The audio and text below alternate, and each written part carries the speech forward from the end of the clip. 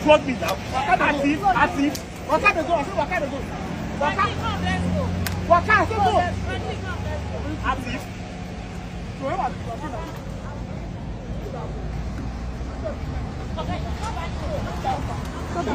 My people, let us go straight into the gist of what is happening right now in Kaduna. Reports coming out say that Fulani militias, the same groups that have been disturbing communities and villages in southern Kaduna, walked directly into a well-planned police trap. The security forces were already waiting for them, and this time around, they recorded what is being called a big win. Now, this news is making waves because for a long time, people have been complaining that these attackers move freely. But what happened now shows that security can actually work when it is planned with intelligence. Please, before I go deeper into this gist, as kindly like this video right now and also subscribe to the channel so you don't miss future updates. Now, here's how it played out. For weeks, villagers in southern Kaduna, especially around Kachia and other local government areas, have been under tension. Armed men had been raiding farms, attacking people at night, and even kidnapping residents. These attacks were not small. They left families in pain, and they forced many farmers to leave their farmlands. But after the most recent raids, the police and the Joint Task Force came together and set up operations. They had intelligence that the attackers would move through certain routes, so instead of waiting for the militias to strike first, the forces decided to flip the game and wait for them quietly. From what security officers are saying, the plan worked. The militias walked straight into an ambush, and when the shooting started, the security men were ready.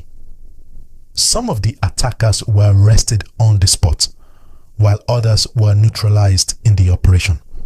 Weapons were also recovered. And to add more weight to this, officials in Kaduna are saying this is not just a random success. They are calling it a clear sign that security agencies are ready to take the fight back to these groups.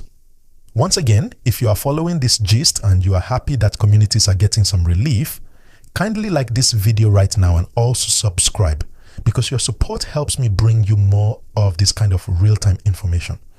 But even though this is good news, we must also ask some important questions. Yes, arrests have been made. Yes, the militants walked into the trap. Yes, it is a win for the police and army.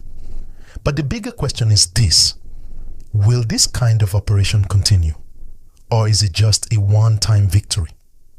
Because what people in Kaduna and across the Northwest want is not one good day. They want lasting peace.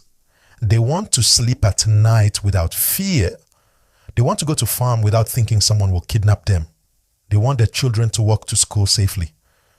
So this operation, as successful as it is, must be the beginning of a sustained strategy, not the end. I also want you, my audience, to engage with me here. Tell me in the comments below, do you think the government and the security forces are now doing enough to protect people in rural communities? Just drop your view, yes, no, or not sure, because I want to hear from you. And don't forget to subscribe, please, if you haven't done so already. So let's go deeper into how all of this started. For some weeks now, villages around southern Kaduna, especially Kachia and nearby areas, have been experiencing serious tension. Armed groups were carrying out raids. They would storm into villages at night, shoot into the air, and people would run in panic. Families were torn apart, some people abducted, and farmland destroyed. Communities kept calling for help, saying they were tired of burying loved ones and watching their homes burn. And after those cries, the security agencies finally moved with a different approach. What they did this time is what many people have been asking for: intelligence work. Instead of waiting for another attack, the police worked with the army and the Joint Task Force to study the movement of the militants. They knew which routes they normally passed, and they laid an ambush. The militias, thinking they were going to strike again, walked into the trap, and that is how security forces recorded this big success.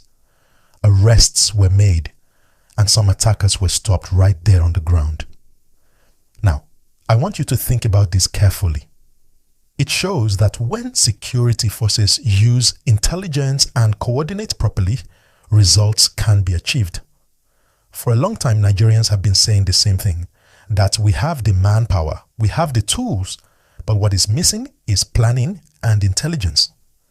This Kaduna operation is an example that if those gaps are filled, criminals can be stopped before they even cause more damage.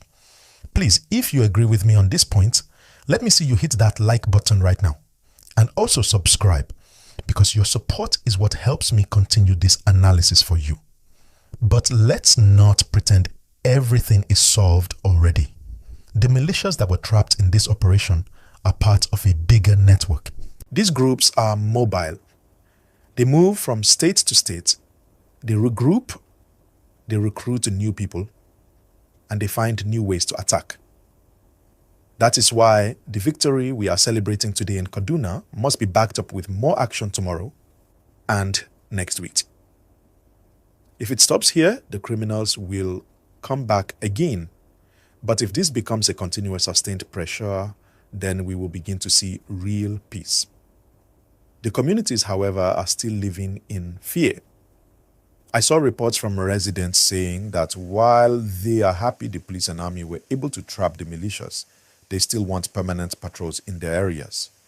They want security presence not just after an attack, but all the time. One farmer put it clearly. He said, "How can I plant crops if I don't know whether I will be alive to harvest them?" That statement alone shows the depth of the problem. People want to live normal lives, not lives of constant fear. And that's where I want you, my audience, to also come in. Drop a comment. If you were in charge, what would you do first? Would you send more soldiers, or would you focus on community policing where local vigilantes work closely with the police? I'm waiting to read your answers, and the best ones will be featured in my next video. Let me also remind you, kindly like this video now and hit the subscribe button if you haven't. It takes you only 1 second, but it helps this channel grow so we can keep bringing you these important updates. Now, let us talk about what officials themselves are saying about this Kaduna operation. From the police side, they are calling it a breakthrough, a big win for law enforcement. They explained that the success came because they acted on strong intelligence, meaning they gathered enough information before the militias even moved. They say the criminals thought they had the upper hand, but in reality, the security forces had already studied their steps. For the military and the Joint Task Force, they are saying this is a clear example of how joint operations can deliver results when different arms of security work together instead of separately. But the most important thing in all these official statements is the confidence it brings. For so long, citizens have accused security agencies of reacting too late, coming to communities only after the damage is done.